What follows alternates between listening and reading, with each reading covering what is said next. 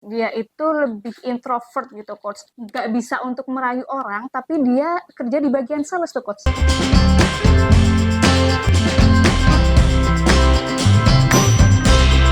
Halo teman-teman semuanya, balik lagi sama aku Vika di Curhat Sales. Nah, di Curhat Sales kali ini aku ingin sharingkan nih ke teman-teman semuanya. Nah, penasaran kan? Yuk kita langsung aja tanya ke Coach Antonius Arif. Halo Coach. Hai hai, Lagi ngapain nih Coach? chatting. Oh, lagi chatting ya Coach ya. Aku mau curhat nih Coach. Hmm. Kalau misalkan ya Coach ya, ada sales nih Coach, dia itu lebih introvert gitu Coach. Terus gimana ya, nggak bisa untuk merayu orang, tapi dia kerja di bagian sales tuh Coach. Nah itu cara untuk bisa merayunya gitu Coach, gimana tuh Coach? Nah, ini kata kunci pertama sebenarnya ketika jualan. Jualan itu bukanlah yang orang ekstrovert yang banyak ngomong. Oke. Karena biasanya orang yang banyak ngomong itu adalah orang yang kadang-kadang suka keceplosan dan bisa melakukan kesalahan. Asal jeplak gitu ya Coach ya? Asal jeplak. Saya cerita, jadi bahkan kayak contoh kemarin saya mengajar hampir 237 para sales, itu semua hampir bisa saya katakan rata-rata tipenya adalah ngomong terus. Ngomong terus. Dan bahkan kekurangan mereka adalah kemampuan mendengarkan yang empatik gitu ya. Jadi mereka tuh kurang banget dengerin empatik. Jadi kalau mau nyerocos saja terus. Jadi kalau customernya bilang dia lagi makan, pokoknya dia ngocos, Jualan terus gitu ya, jualan terus. Nah, itu nggak bagus. Jadi sales yang bagus menurut saya adalah sales yang banyak mendengarkan dan sales yang paling banyak adalah kemampuan bertanya. Saya memang orang bisa dikatakan saya ekstrovert, saya juga introvert. Saya ekstrovert ketika saya mengajar, tapi ketika saya jualan, ketika menjelaskan produk atau benefit produk, saya ekstrovert. Tapi ketika saya ngobrol, saya cenderung introvert. Saya bisa mengatakan begini. Kenapa saya berani mengatakan begini? Karena waktu zaman saya kuliah atau zaman saya SMA, saya punya satu kelompok, satu geng, yang dimana kelompok geng tersebut bahkan saya bisa nggak ngobrol sama mereka. Saking introvertnya gitu Coach. Saking introvertnya saya nggak pernah ngobrol sama mereka. Bahkan pernah ada kejadian lucu, yaitu adalah saya pernah ketemu dengan teman saya setelah sekian puluh tahun nggak ketemu. Kemudian saya lagi makan di salah satu restoran di daerah Bintaro, pas lagi makan di Bintaro tersebut, saya ketemu istrinya. Kebetulan istrinya juga saya kenal. Nah, karena kebetulan istrinya tersebut dan kakaknya istri tersebut, istrinya itu saya kenal gitu. Temen juga gitu. Temen. Gitu. Ketika lagi saya ngobrol dan sebagainya udah selesai, rupanya teman saya yang wanita ini married dengan teman saya yang satu tongkrongan. Oh, oke. Nah, ketika gitu dia tadi pada saat lagi saya ngobrol dan sebagainya, suaminya lagi sibuk terima telepon.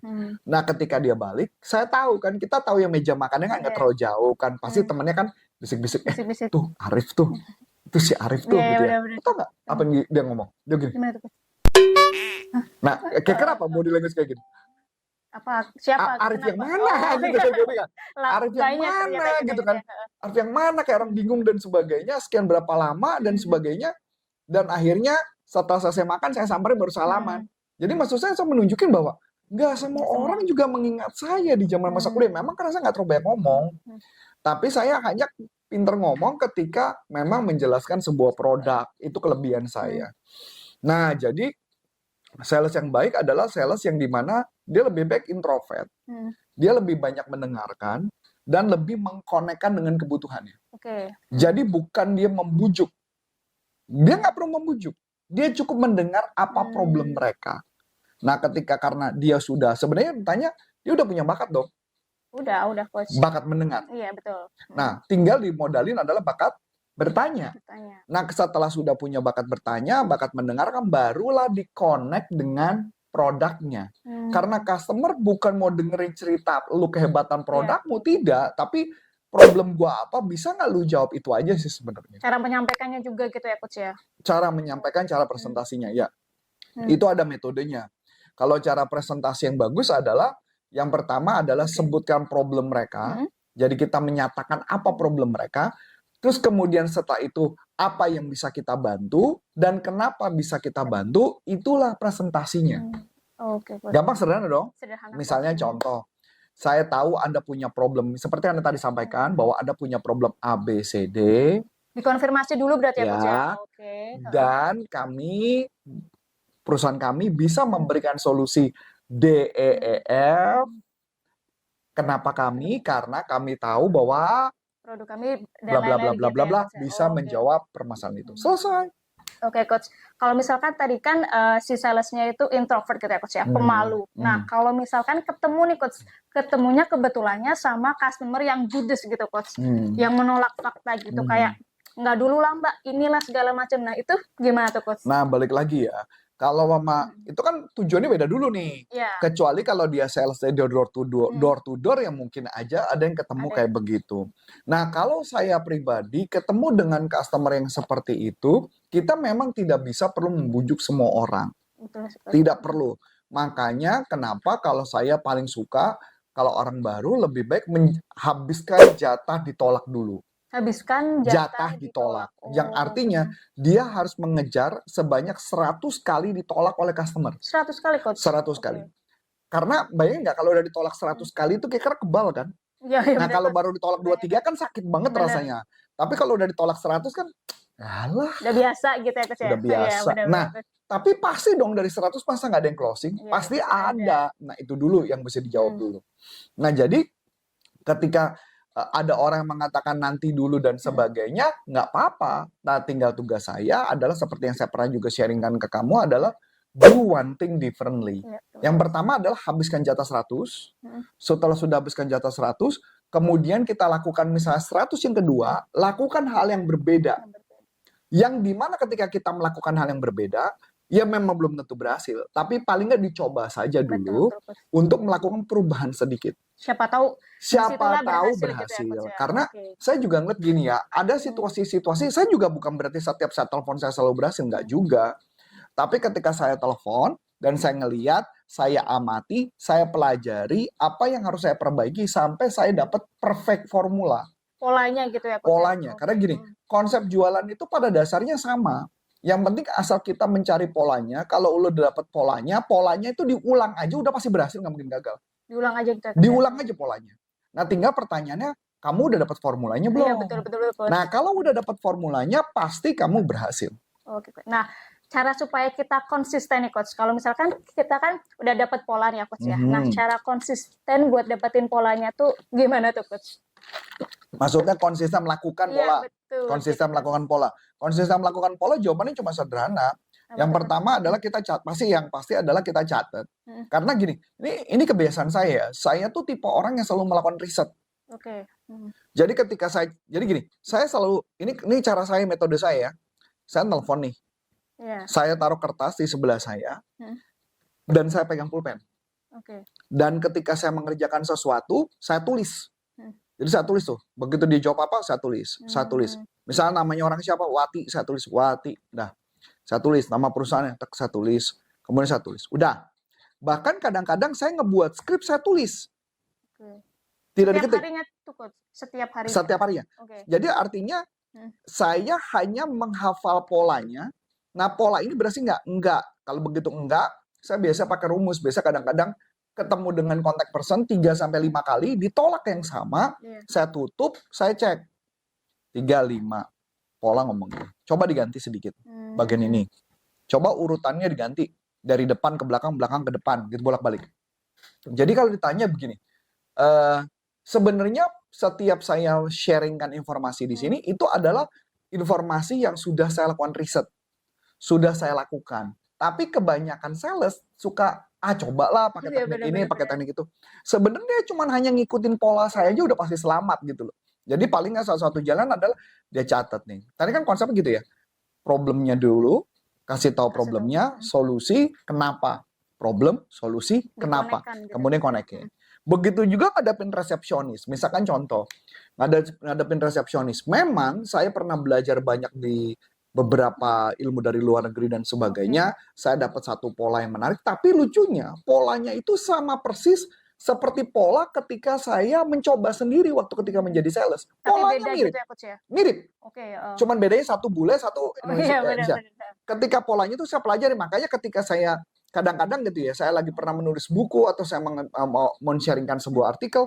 Jadi beberapa itu saya punya bahan rujukan gitu. Bahan rujukan yang mereka kok sama persis ya, sama situasi saya yang saya dapat, sama yang saya pelajari. Jadi artinya saya menganggap tuh buku itu fungsinya adalah sebagai konfirmasi ketika saya melakukan. Kebetulan contoh nih, saya lagi baca satu buku. Apa tuh, Coach? Satu buku tentang negosiasi ala Kremlin. Kremlin itu berarti Uni Soviet, Rusia, dan sebagainya gitu ya.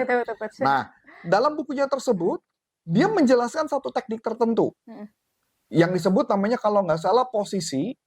Dia juga menjelaskan satu teknik yang berkaitan dengan menentukan sebelum kita maju, kita tentukan dulu berapa bargainnya dan sebagainya. Posisi apa tuh, Coach? Posisi itu artinya gini, ketika kita telepon ke customer atau kita negosiasi ke customer, saya di posisinya apa? Kalau dia membuat saya posisinya lemah, gimana caranya saya membuat posisi kuat? Pertanyaannya, nah itu ya kita nggak bahas itu ya, kecuali topik negosiasi kan. Nah, tapi pertanyaan yang menarik adalah, itu caranya sama persis ketika saya di lapangan ketika negosiasi. Ketika saya negosiasi, saya memposisikan diri kita sebagai siapa? Saya melakukan hal yang sama. Jadi metodenya itu adalah metode Kremlin, negosiasi luar negeri, tapi padahal pola itu udah pernah saya lakukan. Udah pernah dilakukan? Pernah dilakukan, cuman istilahnya di sana disebut bentukan posisi. Kalau saya nyebutnya frame. Nah, jadi artinya beda lagi nih. Jadi artinya tugas saya adalah setiap buku yang saya baca. Kenapa saya rajin baca buku? Karena saya cuma mengkonfirmasi ketika saya temukan, oh ini loh jawabannya. Betul, oh ini jawabannya. Betul. Berarti artinya seluruh orang di muka bumi ini tekniknya sama. Yang membedakan cuma unsur ceritanya aja yang berbeda. Cara menyampaikannya juga gitu ya, Coach ya? Cara kita ngelakuinnya, cara kita bikin judulnya. Kalau trainer kan judul. Iya, betul. Kalau kita sebagai sales adalah ngelakuin aja. Itu ininya. Oke, Coach. Kalau misalkan tadi bicara tentang pola penjualan gitu ya, Coach ya. Nah, sebenarnya seberapa efektif sih, Coach, kita bisa tahu bahwa pola itu tuh berhasil atau enggak tuh, Coach? Efektif atau enggak, kacamatanya adalah kamu berhasil nggak bikin janji. Efektif itu pengertiannya closing, bukan proses. Kalau namanya jualan, yaitu adalah closing. Alat ukurnya adalah closing. Jadi kalau kamu menelpon ke customer, dari seluruh customer, mana yang paling efektif, itu yang kita pakai. Tapi jangan berharap bahwa pengertiannya adalah bisa mencapai 100%. Itu nggak mungkin. Yang bisa kita lakukan adalah minimal di atas 50% saja, itu sudah kita anggap bagus. Di atas 50%, misalnya kamu telepon 10 dengan pola yang sama, tingkat keberhasilan kamu sudah 6 gitu ya, itu udah bagus. Kalau misalkan masih 5 tuh, Coach? Ya masih 5 masih bagus dibandingkan 4 dan 3. Ya dibandingkan 4 dan 3, tapi ada beberapa orang bilang 4, 3 juga nggak apa-apa, silakan. Cuman pertanyaan saya, kalau 4 dan 3 berarti kamu kalau mau dapetin komisi lebih gede lagi, berarti kamu harus apa? Sehari jatah kamu misalnya telepon 20, kamu harus dapetin 10 customer atau dapetin 12 customer, maka berarti kalau kamu 4 atau 3, berarti kamu mesti nelfon berapa? Mesti nelfon sebanyak 40 customer. Jadi artinya balik lagi, mau cara apapun, memang kalau di zaman dulu, di zaman Zig Ziglar, salah satu pakar selling dunia mengatakan adalah perbanyak ketemu customer. Pasti ada closing, nggak mungkin nggak. Ya misalnya gini, sebodoh-bodohnya mereka, ini gambaran mereka ya, sebodoh-bodohnya kita, kalau kita jualan sebanyak 100 kali, nggak mungkin nggak closing. Pasti closing. Pasti closing, tapi makanya artinya gini kalau saya secara gambaran, kenapa saya bisa rajin? Saya cuma menghabiskan jatah gagal dan saya menghabiskan waktu berulang-ulang karena untuk dapat pola. Begitu dapat pola, wah ini berhasil, saya catat. Nah, pola ini saya ulangin dulu sampai udah berhasil. Efektif enggak, angkanya terus berhasil, saya coba lagi nanti, coba ganti sedikit, berhasil lagi enggak? Terus lama-lama diperbaiki. Makanya kenapa? Kalau ditanya pekerjaan sales akan menjadi bosan, kalau selama 3 tahun kita cuma begitu-begitu aja. Benar nggak? Betul. Kalau begitu-begitu aja kan jadi, aduh. Monoton gitu ya, Coach? Monoton, nggak menarik. Angkanya gitu. Kenapa? Karena cuman, kalau saya gini ceritanya ya, ini cerita yang pernah saya sampaikan di dalam sebuah pelatihan. Ini cerita bukan dari saya. Ini dari teman saya namanya Haryo Ardito. Dia motivator. Tapi cerita ini dituliskan dalam satu buku dan cerita ini menurut saya sangat masuk akal buat saya. Apa tuh, Coach? Ini cerita tentang seekor lalat. Dia cerita tentang seekor lalat. Jadi seekor lalat ini lalat itu kan makannya di sampah. Iya, betul. Suatu ketika dia bosan makan di sampah. Dia pengen makan enak. Iya. Nah, kebetulan ada satu pintu kebuka. Mm-mm. Lagi masak. Lagi masak. Masuk ke dalam rumah. Dia makan dong, makan enak. Mm-mm. Nah, ketika dia makan enak, saking enaknya, udah keburu sore, maghrib. Maghrib nih. Waktunya pulang gitu ya. Waktunya Teh. pulang. Kalau anak kecil, udah maghrib pulang. Katanya gitu kan ya. Benar-benar. Nah, akhirnya si orang itu dipanggil, "Boy, pulang udah maghrib gitu kan." Udah maghrib kan, biasanya gitu kan. Iya, benar-benar. Pulang nih. Begitu mau pulang, si lalat ternyata nggak bisa keluar. Bingung gitu ya. Pintunya kaca. Oh. Dia nabrak, dia tabrak pintu kaca. Jatuh. Dia terbang lagi. Tabrak lagi, jatuh. Terbang lagi. Nah, karena bangsa lalat itu dikenal sebagai bangsa yang konsisten dan persisten. Dan semangat 45. Di saat situ, kebetulan ada bapak semut dan anak semut. Iya, oke. Ngobrol. Ya, sama yang ngomongin tentang lalat. Papa, kasihan ya. Si lalat itu kan udah konsisten, Pak. Sudah persisten. Nggak berhasil. Sudah bersemangat. Tapi dia nggak berhasil juga. Kan nggak fair, Pak, katanya gitu. Nggak berapa lama lalatnya mati gitu loh. Jatuh. Terus papanya bilang, inilah kesalahannya si lalat. Kalau lalat itu dia mau berbeda aja, dia fleksibel saja, dia pasti akan cari lubang lain sampai dia berhasil. Nah, dari cerita inilah yang saya pegang per hari ini ketika menjadi sales adalah kamu harus fleksibel. Kamu nggak bisa ngotot pakai cara yang sama berulang-ulang. Jadi istilahnya kalau Albert Einstein ngomong gini, kalau kamu berharap hasil kamu mau melakukan hal yang berbeda, tapi dengan cara yang sama dan berharap berhasil, itu namanya gila. Ya, karena nggak ada orang berhasil kalau dia pakai cara yang sama. Tugasnya kita adalah mencari cara yang berbeda untuk berhasil. Selalu improve berarti gitu ya, Coach? Selalu harus fleksibel. Makanya kenapa rumus saya adalah do one thing different. Oke, siap Coach Arif. Terima kasih nih Coach untuk curhat-curhat sales kali ini. Halo teman-teman semuanya. Nah, aku mau bagi-bagi ebook gratis nih. Ebooknya 3 teknik atasi keberatan. Caranya gimana? Caranya gampang banget. Kalian tinggal klik link di description box di bawah ini. Atau kalian juga bisa kunjungi di kolom komentar pertama. Tinggal isi email, nama, dan juga nomor telepon. Oke, akhir kata dengan saya Vika dan saya Coach Antoni Syarif. Salam performance. Bye-bye.